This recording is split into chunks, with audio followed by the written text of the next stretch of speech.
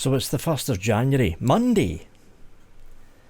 Don't like a new year sitting on a Monday. Feels odd. Anyway, time for That Was the Year That Was.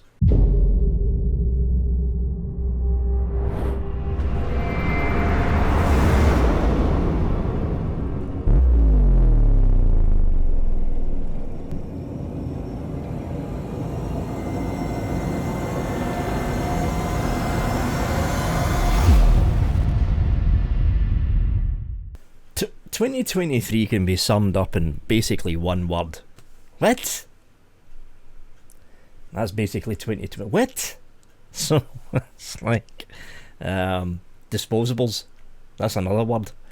I'm taking this from the UK standpoint, by the way. Disposables. That's another word you can sum up 2023 in. Beginning of this year, going into the middle-ish of this year, so we're talking like January going into May, June, July, the summer months. That's when it, especially the beginning of this year, January, February, that's when it kind of became blatantly fucking obvious, even to a numbskull like me, that there was no way I could keep that studio going. There was no way I could keep the studio going. So that's why round about March, April of this year, the studio was shut down, and I started doing the reviews back here at the house again. But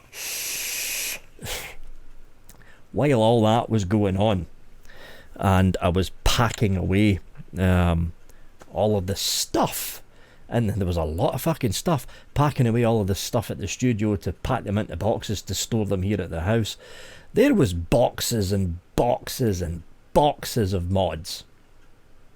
Just mods. Boxes of the fuckers. Along with boxes of old rebuildable tanks and rebuildable drippers that I was reviewing from the beginning of the studio era at midway through 2018 to the very end, beginning of this year. And it made me cast my mind back to 2018, 2019, the run-in to the COVID era, which was like back end 2019, 2020, going into 2021. And it was that line of months, the COVID time when everything was locked up, that's when things altered drastically, especially for the UK. When it came to the e-cigarette industry. Drastic alterations happened during the COVID era, because if you look at what I was doing on this channel, especially during most of 2020, it wasn't all pods. It felt like all pods, but at the same time all these pods were being released. There was dual coil and single coil, stock coil tank kits being released from the likes of Geek Vape, from the likes of Vaporesso, from the likes of Aspire, yes, from the likes of Vandy Vape as well. And all of a sudden, after COVID, the whole industry flipped. And it wasn't just one particular thing that caused it. It was a whole line of separate things that came into fruition as the UK, and for that matter Europe, was coming out of lockdown. Pods had already dominated the scene. They had already completely dominated the scene by that point in time, but as we were going into 2021, halfway through 21, looking at New Year going into 2022, the shift had already happened. These things, well, not exactly this, but these things, here we go, these things, your classic dual battery stock coil sub-ohm tank thing, were already being laid to rest by a lot of companies over in Shenzhen and China. And this was before the disposables started taking hold midway through 2022. So when I was packing up that studio at the beginning of this year and putting everything back here in this room again, I was thinking to myself, what the fuck happened? What the fuck happened? It's like something happened during COVID. That caused a lot of these companies that were dishing out dual battery stock coil sub-ohm tanks to initially stop doing it once COVID and the lockdowns eventually stopped. And then I realised, when lockdown happened in the UK in 2020, going into the beginning of 2021, all the vape shops shut down. So it was online shopping only, for the most part at least. And that was when a lot of people decided to go down the road of ditching this and going with something a little bit more simpler, because they were basically locked in their house. So that's why the rise of the next generation of pods basically kicked off. And as that rise in the pod market started again, kicking off a new generation for 2022, going into 2023, that's when it opened up the doors for the disposable market. Because the disposable started hitting the UK at the peak of Generation 3 pod kits. That's when it happened. The peak of Generation 3 pods. So all this essentially leads in to where we are now, at the beginning of a brand new year, looking backwards at 2023, and the absolute wash of disposables that hit the UK shores along with the European shores at the very beginning of 2023 that started appearing at the end of 2022. The whole thing basically ties up. And of course, as everyone knows, when one company in Shenzhen comes out with a really good idea, fucking everybody else decides to do it as well. Elf Bar, Lost Mary, Found Mary, that's one of the new Mary ones that came out, Geek Bars and all the rest of these bar things that came out. Midway through this month, not this month, midway through this year. In fact, it was the month after I moved back in here away from the studio. It was fucking insanity. It was literally every single day I was being contacted by some disposable company I had never heard of in my fucking life saying, "Hi, influencer." And when they start with that, those two words, I know for a fact they don't know who I am. They just got my email off a fucking database somewhere. "Hi, influencer, we've got the best disposable ever released onto the market ever, full stop, period." I think it was something like, I kind of stopped counting after 30 because I went, what the fuck's the point? I think it was something like 50, 60 disposables I refused to review. Just flat out refused. Flat out refused. Now sure, I did do something like, I think it was something like 10 disposable reviews all the way through 2023, which averages to slightly less than once a month. And even then I get people complaining about it. But here's the thing, there's other reviewers out there on YouTube that did review practically 3/4 of the disposables that was being thrown at them. Why? Because they were also being thrown large suitcases of money at the same time. It's like, hey, you review our disposable that's got the same flavours as 90% of the other disposables on the market, and you say that our disposable is the best one so far, and we'll give you £1,000. You can see some reviewers doing that in the UK. Not going to mention who, but they were doing it in the UK. They were doing it. They were getting paid off. Literally paid off to say that X disposable was the best one in the market so far. They were paid off to do it. That's why you never actually seen the flood of disposable reviews in this channel. You've seen less than one disposable, on average, less than one disposable review a month. The way it all worked out at the end of 2023. Less than one disposable review a month. But the vast majority of these disposable companies were throwing large sums of cash at large YouTube reviewers and large Instagram influencers to make it look as if it was a review, but it was actually an advertising video. That's all it was. It was an advertising video. And I was like, okay, on one hand, Vic, you're struggling for money. On the other hand, Vic, you've got the reputation of your channel. I could get another revenue stream and keep the reputation of the channel. It was the second one that I went down. Keep the reputation of the channel and find another revenue stream. That's exactly what I did. That's exactly what I did. There was no way I was going to sell the soul of this channel down the river to make a quick buck midway through this year, only to find at the beginning of next year the reputation and solidity? What the fuck? The reputation and I'll just go with reputation because I forgot the second fucking... I've not had enough coffee. That's the fucking problem. But the reputation of the channel, right? I did not want to go into 2024 with the reputation of the channel damaged because I took thousands of pounds from disposable companies midway through the year previous, 2023, in order to make a quick buck to stop the channel or the business from going under. There is always other ways.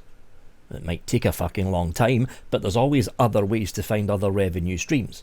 But if you damage your channel's reputation by shoving disposables in everyone's face every single week, sometimes 3 or 4 disposables every single week, in shorts and videos, and basically not reviewing anymore but marketing, your channel's reputation will never recover. Period. Simple as that. It will never recover. Never recover. Because you've taken thousands of pounds, literally thousands of pounds, from a dozen disposable companies to review the disposable, but basically make it look like a review, but it's actually more like a marketing video. And this is why the current state of reviewing in the UK is a little bit on the dodgy side right now. It is. It's a little bit on the fucking dodgy side. I mean, there's been rumours about this channel making thousands and thousands of pounds every year. Vic charges £500 for a review. Vic charges £200 for a juice review. Okay, if that was the case, why did I shut down the studio? If that was the case, why am I still using this, which is the Synco wireless packs, which has a hiss in the background? I could easily replace this with the Rode Go Plus 2 kit, which cost £250 to get rid of that background hiss. But I'm still using these because I can't afford the Rode Go Plus 2 because it's £250. Fact of the matter is, folks, even up to this point in time, 95% of the reviews that you see on this channel is done for free. In other words, it doesn't cost the manufacturer anything but the postage to send the item up to the house. Unlike many other reviewers, I am not charging for every single review that you see in this channel. And the only time you will see a review having been not quite paid for, but some people would class it as paid for, is if that review is fast-tracked. But the thing is, fast-tracks don't exist anymore. They simply don't, and there's a simple reason they don't exist. Because unlike the old days, where the studio was basically paid for by 3 or 4 fast tracks a month, this was companies like Vapor releasing dual battery box mods, who were trying to get their review out before Smock's dual battery box mod review got out. But now, Smock, Vapor, Geek Vape, they're all dealing in pods. They don't care now. They simply don't care. As long as the review goes up sometime within the next 2 months, they're happy with that. They are no longer in the rat race anymore, and whenever one of those companies does make a dual battery box mod, like Vapor with the Armour, they still don't need to pay for a fast track, because guess what? No other company's caring about the middle of the market now. They're not. Used to be the case, not that long ago, that Smock was releasing dual battery box mods once a week. I'm not fucking kidding, by the way. You go back to any channel like Mike Vapes, like Vape and Fagin, and you look at their channel videos from mid-2018, you will see Smock, and it was all dual battery box mods with the TFV8 and TFV12. That's what Smock were up to, and this is the reason that other companies decided to do fast tracks. Not just for myself, but of a whole load of other reviewers. Hey, get a review up before Smock's. Thank you. But they don't do it now. They don't do it. For the bulk of 2023, this is the bulk of it, not including November and December, so we're talking January up to January, February, March, April, May, June, July, August, September. January-ish. We're talking January to September-ish. This channel was basically surviving on roughly £430 a month. That's less than minimum wage, and that's less than I would be making if I was back on disability. £430-ish a month. That's what I was surviving on. That's why the studio had to go. Simple as that. That's why the studio had to go. Now that's the baseline money coming in from the YouTube channel and from Patreon, Subscribestar and the YouTube members. But for most of that time there was no fast tracks coming in either, because the disposable market had completely wrecked the UK industry.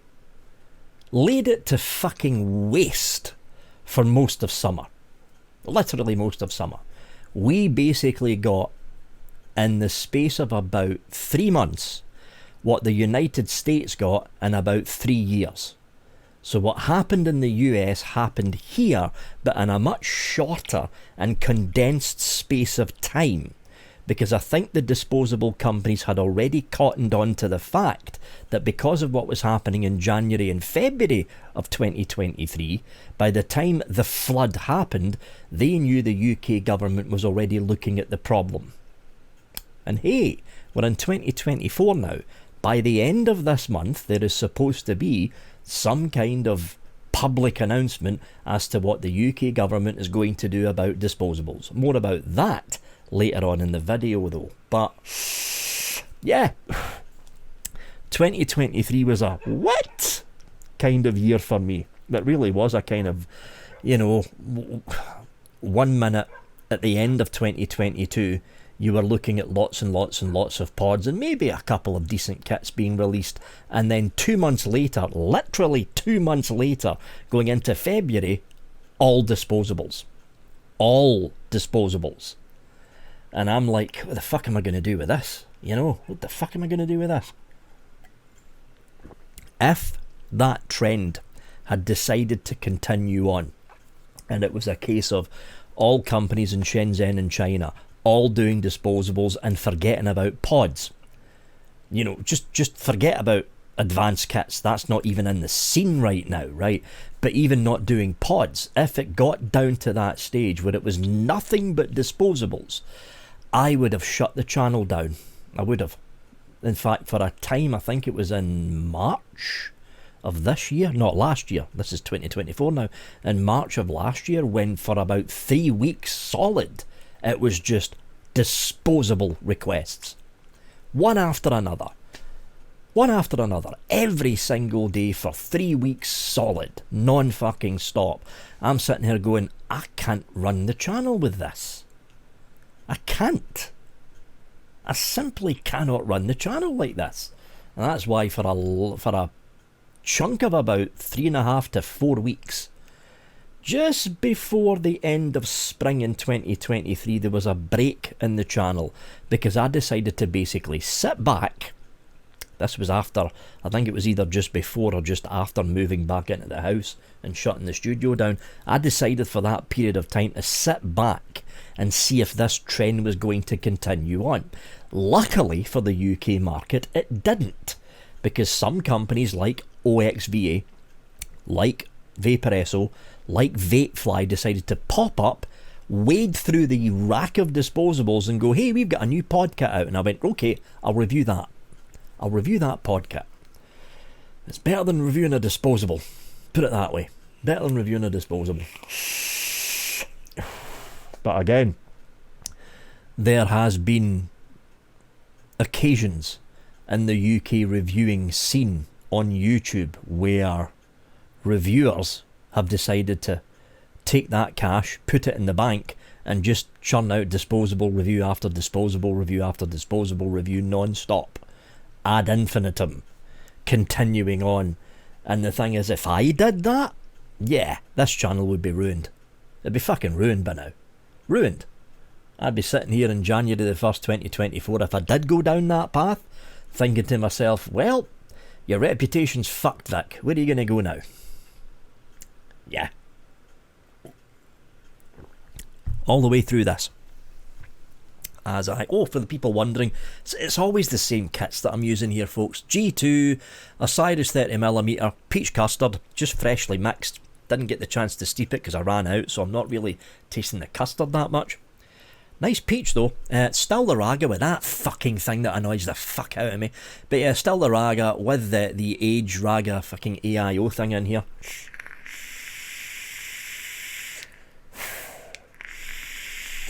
Peach custard, not steeped. All I'm tasting is peach. Pure Max. This little fella from SX Mini. Fantastic company, SX Mini. Honest, I'm not biased. Pure Max filled with some of this. Now, I didn't think apple and tobacco would go well, but it's not bad. It's not as good as the cherry tobacco. I ran out of that though. So I'm on the apple tobacco from Drake's. It's an NET Virginia mixed with an apple flavoured extract. Apple's a little bit strong in this one, Drake's. It's a little bit strong. Tasting way too much of the apple and not enough of the tobacco.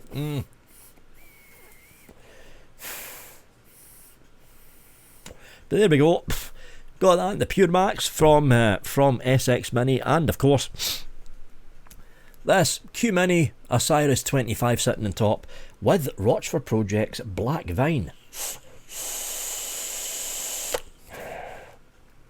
And I need to clean these coils because that ramp up is way too long.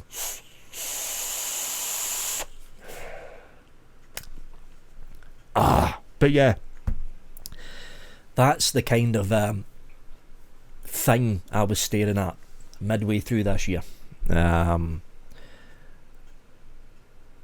It was a choice of either review the flood, and it was literally a fucking flood of the bastards, review the flood of disposables and cash in, and then look at the beginning of 2024 with a reputation that's ruined in this channel and I won't be able to recover from it, or sit back and wait. Sit back and wait, and that's basically what I did for about 3 or 4 weeks as we left spring going into summer. In fact, I think it was the run up to the May Expo, coming to think of it. There was a long gap with no reviews going on because I was sitting back just waiting to see what would happen with the industry. Expos are a mirror of what happens in an industry. They are not the driving force of the industry, and that's just not for a vapor expo. That's for any expo, for Comic-Con for instance, for car expos, for technology expos. They're a mirror that's held up to the industry, and what the industry shines in that mirror is what you're going to see at the expo. And when I was looking at the layout of the UK Vapor Expo, I was seeing disposable, the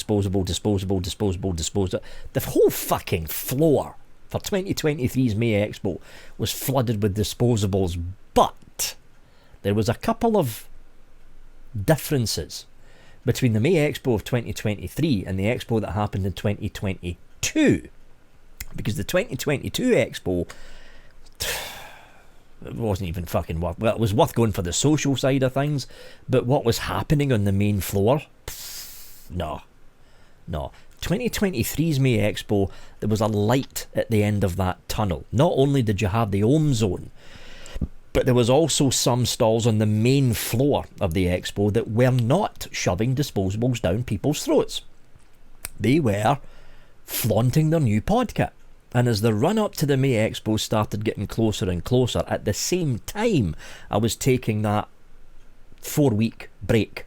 Because if you remember, at the very beginning of last year, I literally said, for the Vapor Round Awards, don't vote for me. And that's why I only came third, and the lads at the FV Vape Show came first, and I think Grim Green came second. Because I said, don't vote for me.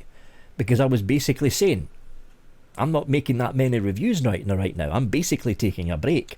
And while all this was going on, I was looking at that May Expo floor plan and seeing it wasn't going to be a complete whitewash of disposables this time round. And at the same time, on the run up to the May Expo, that's when the reviews started kicking back up again. Plus I moved back here at the house as well. But the beginning of last year, it was rough. It was rough what was being released. It was very fucking rough.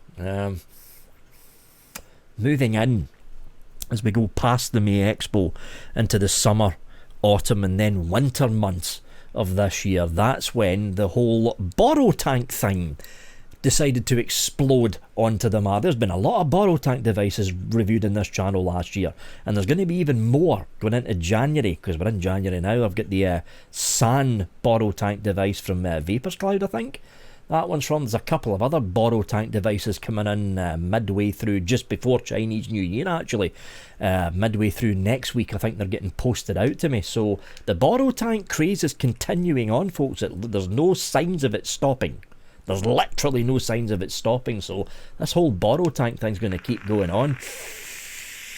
But as we look in to the back half of 2023, things started to get a little bit better. Not much, but a little bit better. You had more pods being released and less disposables, essentially. But through all this, through all the lack of disposables, there was the first signs, the very first signs of what could be starting to happen for 2024. You had companies like Geek Vape, like Aspire, like Vaporesso coming out with single or dual battery stock coil tank kits. The kind of kits that we haven't seen being released onto the market all that much since COVID, to be perfectly honest. I think that trend is going to pick up even more when Shenzhen comes back from the Chinese New Year in February of 2024, this year.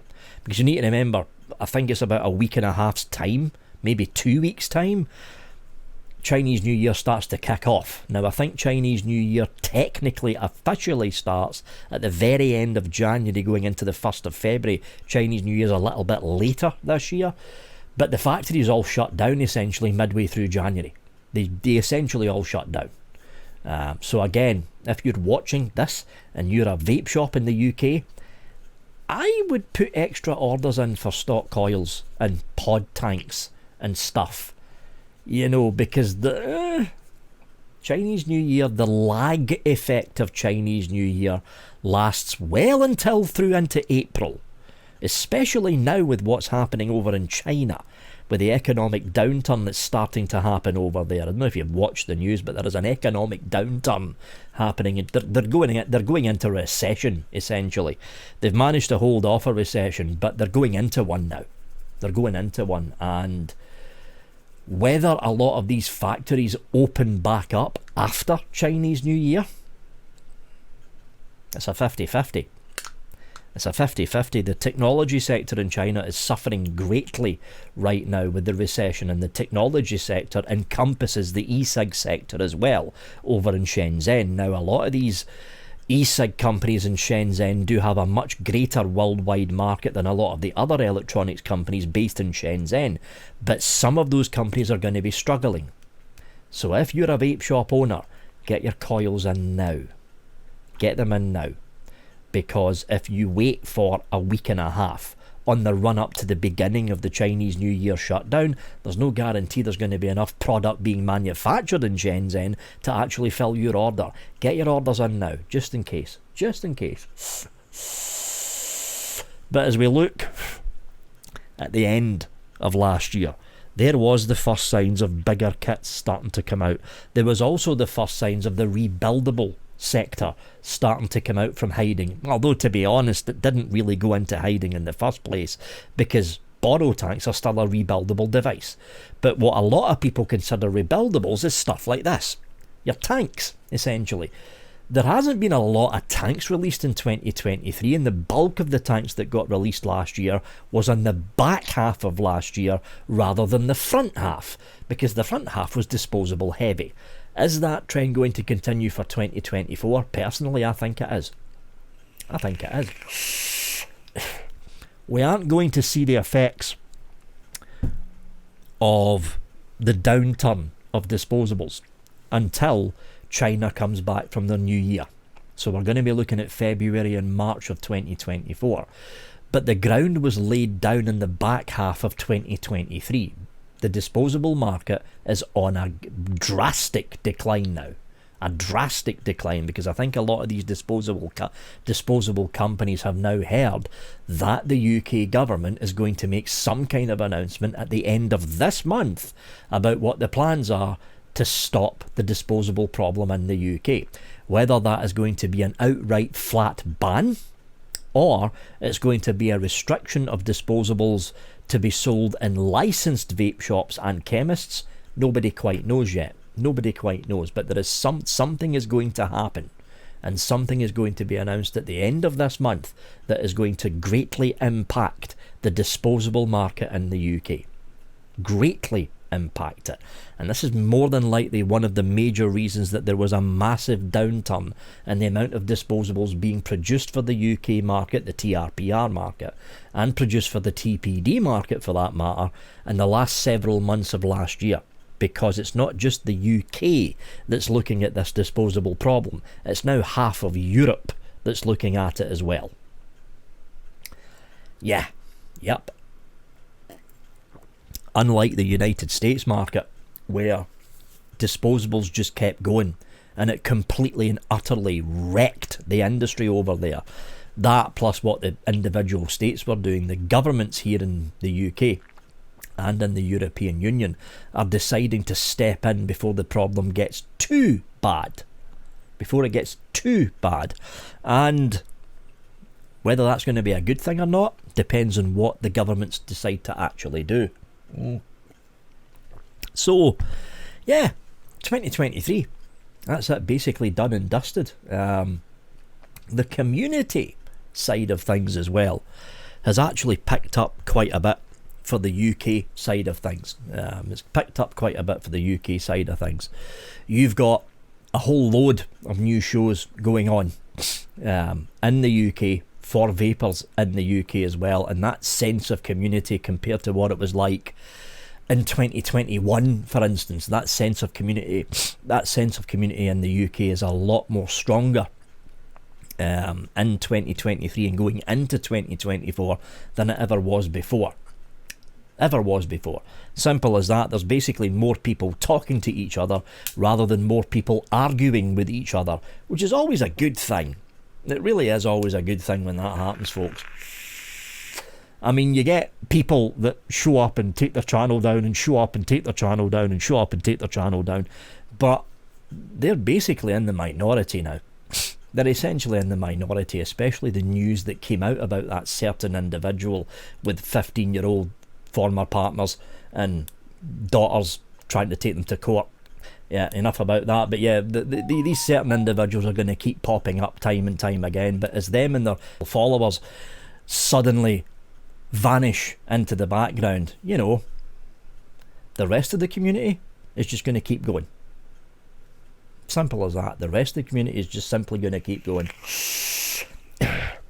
And to all you people out there who are basically still pedo supporters, all I'm going to say is this: you lot come after me for rumours. That's what they basically are. They're rumours. Yet you sit there and stand by someone who went with a 15-year-old when he was 21, whose own daughter tried to take him to court, whose own former partners have corroborated every single story about that person. And yet you sit there and go, la la la la la la, didn't happen. And you keep coming after me based solely on rumours with zero evidence. Some of you have 15 and 14-year-old sons and daughters. And you're fine with that.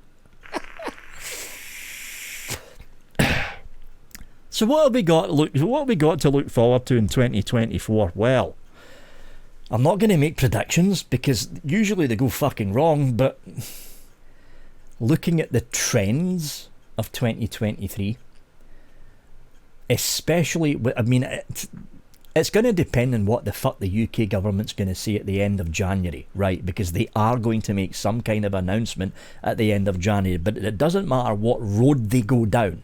They could go down the road of a flat ban of disposables outright, which some people think they might end up doing.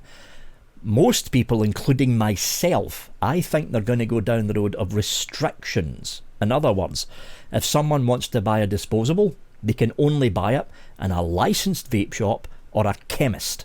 In other words, the doors to petrol stations, to corner shops, to supermarkets, those kind of places, that door to those places selling disposables is more than likely going to be slammed shut this year. And it was supermarkets, corner shops and petrol stations that were basically the driving force for sales of disposables all the way through 2023. Because here's the thing, yes, out of the thousands of vape shops up and down the country, there is a handful of them that are bad apples. But the vast majority of vape shops will regularly card and regularly ask for identification if they think that individual looks under 25 years old. Your supermarket won't do it, your corner shop sure as fuck won't do it, and your petrol station simply doesn't fucking care. They're just going to sell it. If those doors are shut, if they don't go down the road of a ban and they go down the road of a restriction of sale, will that get rid of the disposable problem? It won't get rid of it entirely, but it will kill it to the point it's not a problem anymore. There will always be a black market, especially if there's an outright ban on disposables. But if it's a restriction on sales, there will be a black market, but it will not be as bad as having the doors fully open to disposable sales in supermarkets, in corner shops and in petrol stations. I honestly think the government is going to go down the road of a restriction on sales, and they'll also go down the road of licensing vape shops, which right now doesn't actually happen. I've got a feeling that vape shops may end up having to be licensed. Now, I don't know when this is going to occur. It will probably occur when they announce whatever's going to happen at the end of January. So let's say on April the 10th, from April the 10th onwards, all vape shops have to be licensed. It will cost you £500 a year, and you need to send your license in to your local government authority, the local council basically, right, for £500 a year. And the local council gives you a little certificate with the signature of the local council on that you can put in a frame and stick up on the wall in your vape shop. At the same time this is happening, the government makes an announcement that at the end of April, all disposables can only be sold in, and I've just dropped my Pure Max, fucker, hold on. Where was I? Yeah, all disposables can only be sold in licensed vape shops and chemists. And that's it. I think that's the road the government's going to go down. And I've been hearing rumours from people who talk to these MPs that this is what they're leaning towards. Now, it doesn't completely get rid of the rumour of an outright flat ban on disposables. But if they were going to go down the road of restricting sales, it kills two birds with one single stone. Number one, it gets rid of the disposable problem almost, but not quite. Number two, it gives them an extra revenue from the licensing of vape shops. Some towns and cities out there, especially the likes of Glasgow, Edinburgh and London, have got fucking, well, I mean, you get on the train, right? If you're in London or something, or you're on the West Coast Line, you get on the train somewhere on the West Coast Line, and you get off at the end of the West Coast Line in Scotland, which is Glasgow Central, right? So you get off the train, you walk towards the big clock in the middle of the train station, and then instead of going through the main doors at the front, you go through the side door exit onto Union Street in Glasgow. There is 8 vape shops. 8. All within 4 minutes walking distance. All within 4 minutes. So it's like 8 vape shops within the space of something like 3/4 of a mile. And that's in one street. One street in Glasgow. If the government was going to go down the road of licensing vape shops, that's a good, several £1 million income. Just for the licensing fees alone. Just for the licenses alone. And at the same time, they're restricting the sales of disposables to vape shops only. And the vast majority of these vape shops are going to card and ask for identification. They're not going to do what supermarkets do and go, here you go, give us your money, bye. two birds with one stone. If the government had any kind of sense, which is the Tory party at the very end of their fucking way too longer term, and I honestly think the Tories are not going to win the next general election, which is this year actually, but if the Tory party had any sense, that's the road they would go down. They would go down that road. Stem the flood of disposables and bring in a new income generation system of licensing vape shops for about £500 a year. £500 a year. So you walk into you're a vape shop, you walk into your local council office and go, hi, I run a vape shop, I want a licence, give me £500, here's your certificate, that's you until the same time next year, bye. If they had any sense, that's the road they would go down. Extra income. Yeah, extra income. As for everything else that could be happening for 2024, I honestly don't know, because everything is basically pinned. Everything is basically pinned on what the UK government is going to announce at the end of this month. Either way, doesn't matter what they do or how they announce or what they're going to announce, the end product of all this is going to be the collapse of what's left of the disposable market here in the UK. The big question is, how are they going to do it? That's the big question. Now, doesn't matter what option the UK government pick, flat out ban or restriction of sales, what's going to happen is a very steep decline. It's like, no, it's going to go down like that. It's going to go fucking straight down and it's going to hit the ground. A very steep decline in the sales of disposables. You will see a lot of these disposable companies essentially vanish.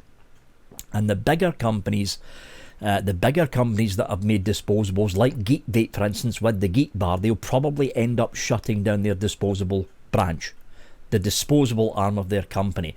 Now, because they're now losing a lot of revenue because they're not making disposables anymore, number one, you're going to see a flood of pod kits again. Yay, said no one, but it's better than disposables. And number two, you might see a return of the stock coil sub-ohm tank systems, because there hasn't been that many getting released recently, all because of the disposable systems. Now, we need to remember as well, a lot of the people that decided to use disposables are not just smokers trying to give up smoking. They are, they are people that used to use these. They are. It would amaze you the amount of stock coil sub-ohm tank users that decided to ditch using their smok kit, ditch using their Geek Vape kit, and start using disposables for one simple reason: ease of use. Rip open the packet, shove it in your mouth, draw it till it runs out of battery or runs out of juice, chuck it in the bin. Rip open a packet, use a new one. It's not just smokers that are using up disposables. The bulk of the disposable market is actually made up of former stock coil sub-ohm tank, mid of the industry stock coil sub-ohm tank users. And if you don't believe me, walk into your local VPZ shop and ask them how juice sales are doing. Walk into your local VPZ shop and ask them how hardware sales are doing for dual coil or single, or not dual coil, for single battery box mods or dual battery box mods. Walk into your local vape shop and ask them how sales are doing since disposables arrived. And they will all tell you the same story. The same people that were walking in, buying that Geek Vape Z200 or buying that Geek Vape Aegis, and then buying the 30ml bottle of juice or the 50ml short fill bottles of juice and buying a couple of bottles of juice a week, are the same people that are now using disposables. Juice sales in vape shops have plummeted, along with hardware sales in vape shops. And it's not smokers going in buying all the disposables. It's former stock coil sub-ohm tank users walking in that's buying those disposables. Why? Because the kiddie in the school is not going to go to a vape shop to buy that fucking 6,000 puff illegal vape. They're going to go to the local market, or they're going to go to an under-the-counter market stall. They're not going to go to a vape shop to buy it. They're not. It would amaze you the amount of former stock oil sub-ohm tank users that switched to disposables. VPZ was the first company to notice it happening, because they've got stores up and down the country, in Scotland and in the north end of England. They were the first to notice it happening. They were the first. That's why, if you walk into your local VPZ shop now, you will see a drastic reduction in the amount of hardware, single coil stock single battery stock coil sub-ohm tank kits and dual battery stock coil tank kits. Because here's the thing, the Geek Vape Z200, the Vapor SO Armour, the Vapor SO Gen series of dual battery box mods, they're still being produced, but they're not selling. They're not selling. What's selling in its place? Disposables.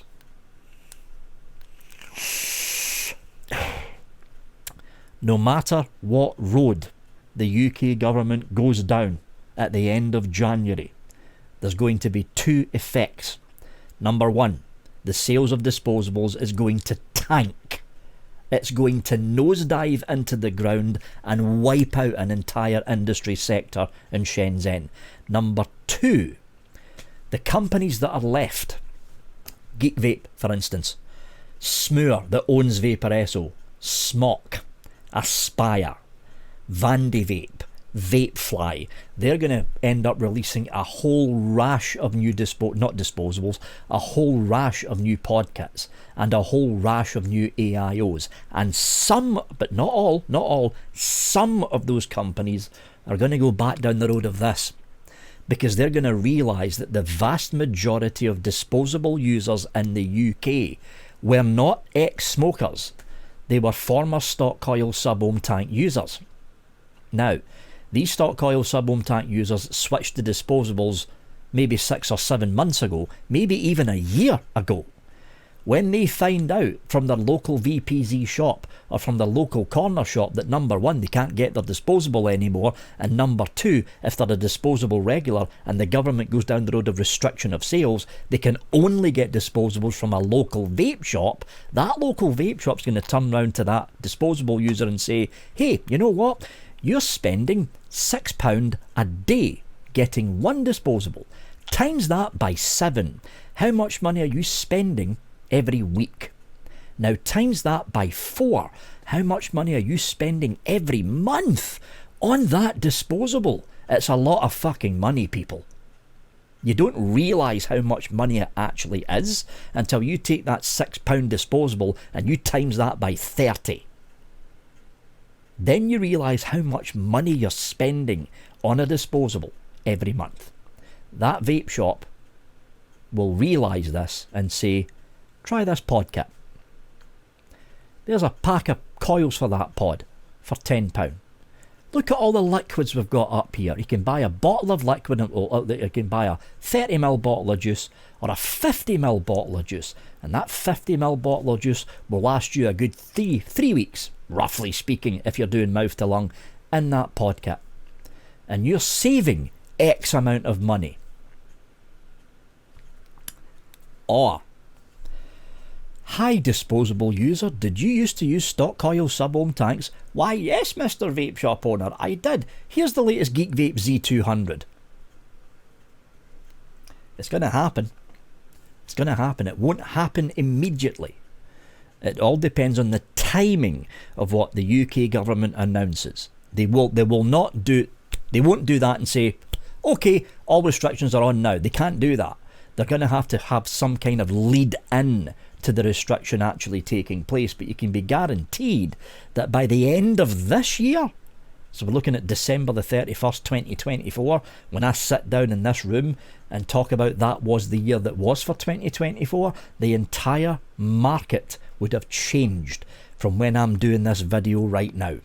The whole UK market will have changed. All of it. It will have changed. We'll also probably have the Labour Party in power by the end of this year, which is rather fucking worrying, but more about that in a WhatsApp later on. But there we go, folks. One last thing. Yes, I got a real job. That thing I said at the very beginning of this video, looking for another revenue stream, I found one. For the people that don't know, I am heading up SX Mini UK. I'm heading up a team of myself. It's not like what Vaporesso have done or what OXVA have done and hired like half a dozen people. It's me, myself and I, running the SX Mini UK Facebook page. Link is down there at the top of the description. Running the SX Mini UK Instagram and YouTube channels. We've got live shows planned. Interviews planned for those live shows as well, along with product not reviews but product close-ups. I'm waiting for the final retail version of this arriving sometime this month, hopefully. The retail version of this, not with that pod, but with the retail release of the pod with a completely different filling mechanism on it. That's why I've not done a review of this either, because this is a sample. It's a sample. It's not the finished product. It's not the finished product. That's why there's no review for this up in the channel. I'm waiting for the retail ones to hit the market. Well, not hit the market, but arrive here at the house before I actually get a review video done on the channel. But yeah, that's the second income stream. Victor Mullen, not Vaping with Vic. Myself personally, I'm heading up the new SX Mini UK division. Basically marketing. It's essentially what it is. It's marketing. Putting up pictures and stuff, product overviews, especially when the Pure Max finally comes out sometime this month. And yeah, it's a lot of fun. It's a lot of fun. And it also means, because of that second income revenue, I managed to sit back at the very tail end of this year and not be bought out by Disposable reviews, which I also managed to dodge at the beginning of last year as well. But yeah, there is a number of Disposable companies, because I've been getting the emails for the past 3 or 4 weeks. There's a number of Disposable companies who are very, very desperate for influencers to influence people to buying their Disposable. One company offered me £1,500 to make a review of their Disposable that's the best ever in the market ever. It wasn't a review though, because what they sent with the email was a list of bullet points that I had to cover. It's the best it's the best Disposable device ever. It's got the best flavour ever manufactured for a Disposable device. It beats all other Disposable devices currently in the UK market. It is made in the UK. It wasn't made in the UK, but they wanted me to say it was made in the UK, and I'm like, the fuck? Lie, not made in the UK, lie, like, fuck off. Fuck off. Now that £1,500 would have came in very fucking handy, but again, I am not laying the reputation of this channel on the line for one single review. No, it's not going to fucking happen. Not going to fucking happen. But yeah, that second revenue stream is a big help, and it's saving me from going under. Batteries went flat in the fucking G-Class 2 again. It's the thing about SX Mini. I mean, okay, the parasitic drain's gone, but they don't half plough through batteries. Not as bad as the fucking Vaporesso Armour. That was really hard on the batteries. Hold on, pop a couple of new batteries in here.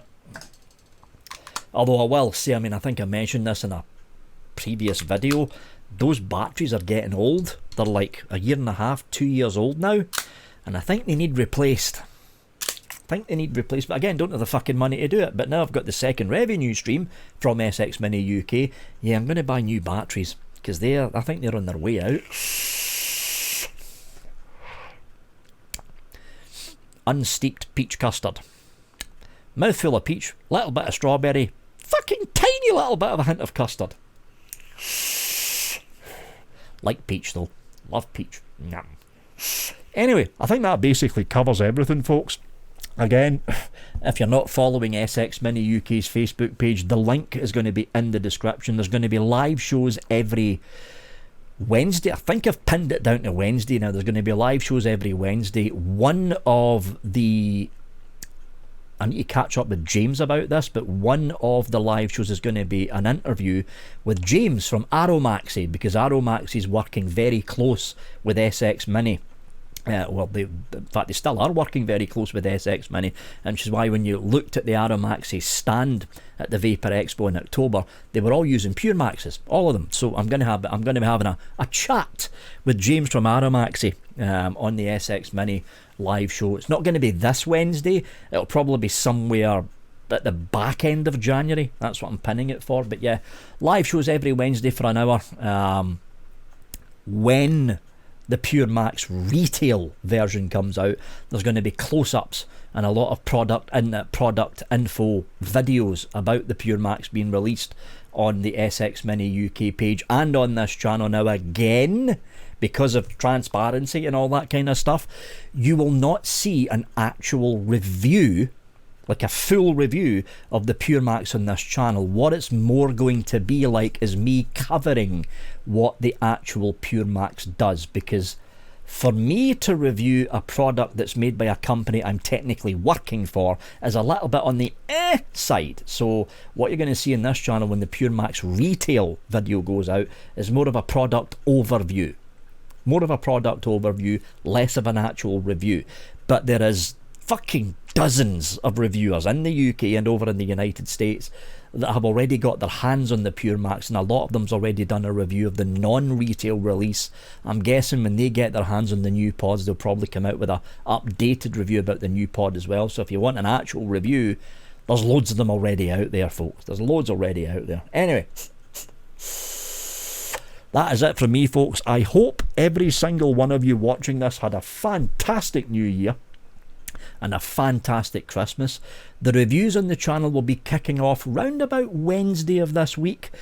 There's a little pile of rather nice hardware sitting behind me that needs a review done on them, so the reviews will be kicking off again this week, and things should be back to normal on the channel next week. So it'll be the usual run of 3 or 4 reviews, or three or four hardware reviews with a couple of juice reviews thrown in. eSig 101 Season 4 should hopefully be kicking off halfway through this month, or maybe at the latest beginning of February, to run in through to midway through April. I'm still planning out the finer details of eSig 101 Season 4, but more about that probably in the next What's Up. Anyway, that's it from me. Thanks for watching, and have a good one.